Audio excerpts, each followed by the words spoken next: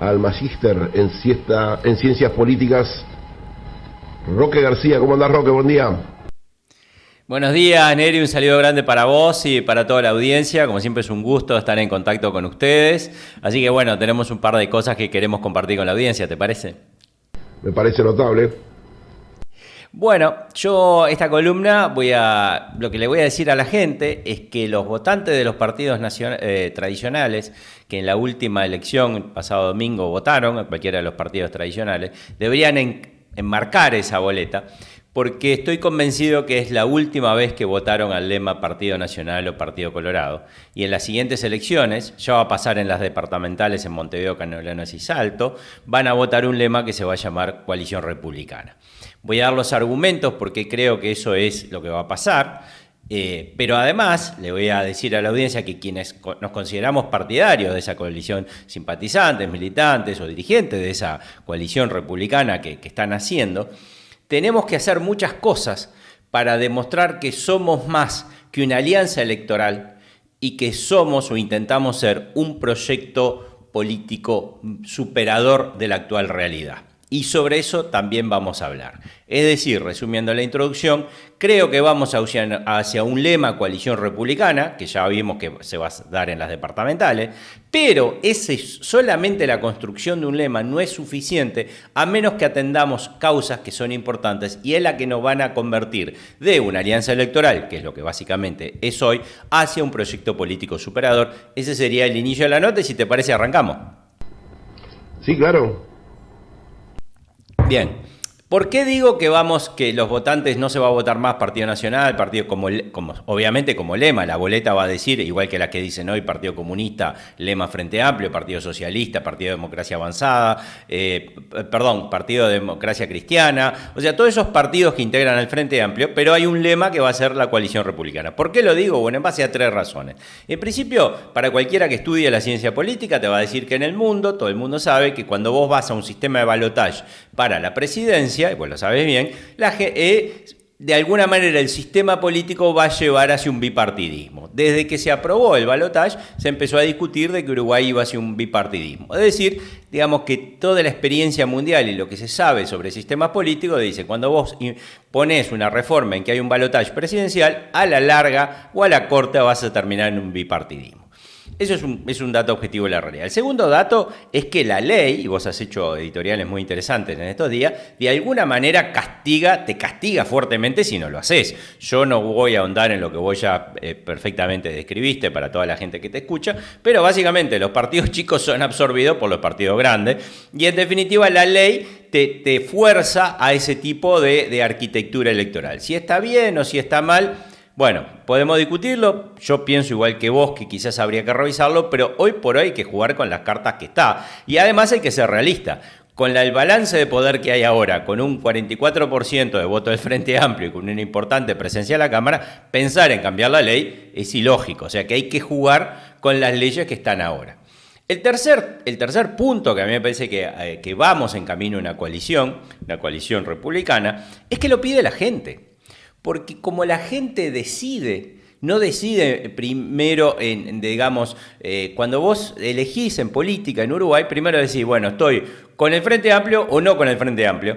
Después, decís, dentro de los no Frente Amplios elijo a tal o a cual, o a tal o cual partido, después a cual o tal persona. Es decir, el proceso de selección de la gente es mucho más, empiezan de lo grande que empiezan por abajo.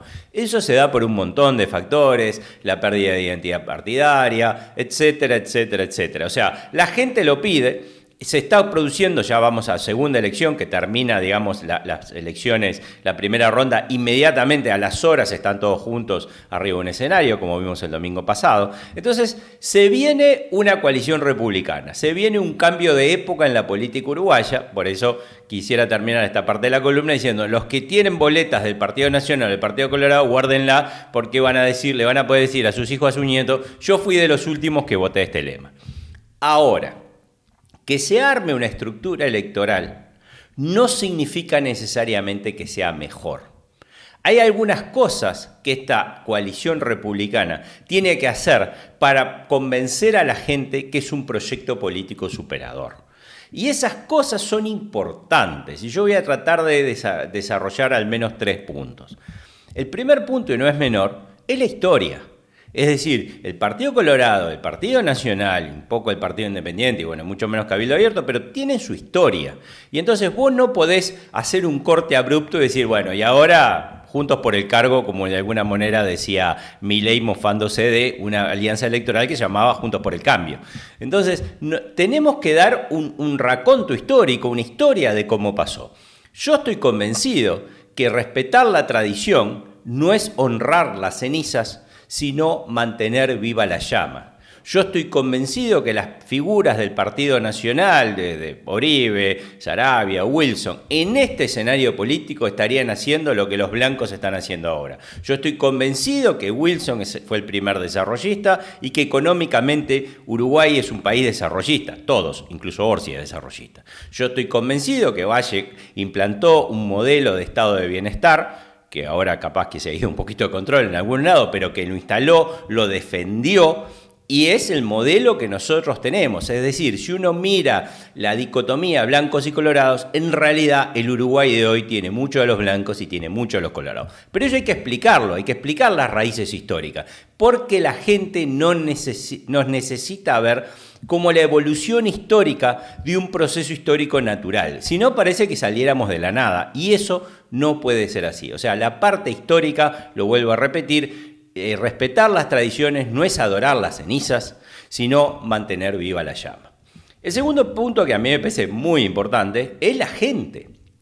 Pensando en esta columna, yo me acuerdo que todos nosotros sabemos dónde hay un club del Frente Amplio, dónde hay un comité de base del Frente Amplio. Todos nosotros sabemos que esos comités están abiertos los 5 años. Y todos nosotros sabemos que muchas veces los partidos tradicionales los abren unos meses para las elecciones y después los cierran. El contacto que tiene el Frente Amplio con la gente es enorme, pero enorme. En cualquier pueblito del interior hay un comité de base. No sé realmente cómo pagan la luz, cómo pagan alquiler, cómo pagan la cartelería, pero lo hacen. Entonces, la coalición republicana no puede ser una alianza electoral, tiene que mantener contacto con la gente a lo largo de todos los años. Sí. A los comités de base, ni los que pagan la luz van. Sí, es cierto. Es muy poca la gente que va, pero... ¿De lado no te la llevo? Bien, cierto. Frente Amplio transformó un enorme esquema de ingreso de gente al Estado para que todos los uruguayos le paguemos a sus militantes. Su único contacto con el pueblo es los privilegios del Estado. Bien, entonces, no me voy a poner a discutir contigo porque además sos el dueño del programa. Entonces te digo lo siguiente, el contacto con la gente. Yo digo que hay que hacerlo a través de una militancia barrial y tú me decís, sí, pero habría que hacerlo de otra manera. Bien, estamos para eso, estamos para discutir. Estamos de acuerdo que... Un partido que no tiene estructura del Estado para que el pueblo uruguayo les pague a sus militantes, está liquidado. ¿Por qué vos creés que los blancos son los que le hacen frente al frente? Y porque tienen 15 intendencias. Y a través de las intendencias más o menos hace lo mismo que el frente a través de todo el Estado. Bien. Prefiero no, es cierto, tenés razón, también lo matizaría, pero déjame terminar con la columna, ¿te parece? Discutiremos, pero si querés que hablemos de verdad, hablamos de verdad. No cabe duda que el empleo público es el 20% del empleo en Uruguay, o sea, ya lo dijimos y hablé en esta columna de que el Frente Amplio siempre apoya a los empleados públicos, pero el 80% no es empleo público. Entonces, digamos, sí, la maquinaria electoral está basada en el empleo público, en Uruguay, muchísimo más en Argentina y en otros lados, pero también que es cierto que en realidad lo que hay, si todos los empleados públicos votaran a los partidos de los empleados públicos y los empleados privados votaran a otro partido, el otro partido ganaría 80-20. Es decir, también hay una ideología que apoya que el Estado crezca y crezca y crezca y crezca. Entonces, eso será motivo de otra columna. El tercer punto que me parece también muy importante, o sea, voy a repasar. Hay que enlazarse con la historia, hay que tener contacto con la gente, del cual tú decís, es cierto, hay una militancia estatal, pero también es cierto que 8 de cada 10 empleados en Uruguay no son empleados públicos, o sea que hay que apuntar también a ese fenómeno. El tercer punto es el institucional, y para mí es muy importante. El institucional es muy importante y acá llegamos a la parte, digamos, al corazón de esta columna. El Frente Amplio tiene un logo que vos lo reconoces aunque veas un tercio del logo. La coalición republicana ahora empezó a usar un logo que apareció en la tele, que apareció en las redes, que dice Corre, que tiene rojo y azul y un sol amarillo, que básicamente el logo es importante. Bueno, vos sos un especialista en eso, vos sabés la importancia de los símbolos. También se habla quién es se habló, Bordaberry lo planteó públicamente, dijo, Mieres debería ser, no sé, el secretario general, el secretario ejecutivo, algo de eso. A eso Mieres contestó públicamente que no era el momento de hablar de institucionalidad. Al contrario, señor Mieres. Es el momento de hablar de institucionalidad si nosotros queremos que la gente nos vea como un matrimonio y no como un touch and go, un toque y siga, como algo que uno tiene que es una construcción política superadora. En este mes que hay, sería bueno que la coalición republicana rápidamente empezara a dar señales, que diéramos señales de institucionalidad. No hay por qué escribir el reglamento de las asambleas, pero sí hay que dar señales de que esto es un proyecto político superador, que viene a largo plazo, que viene a realmente darle soluciones a la gente, que enlaza con la historia, que es muy importante, que tiene contacto con la gente, ¿no?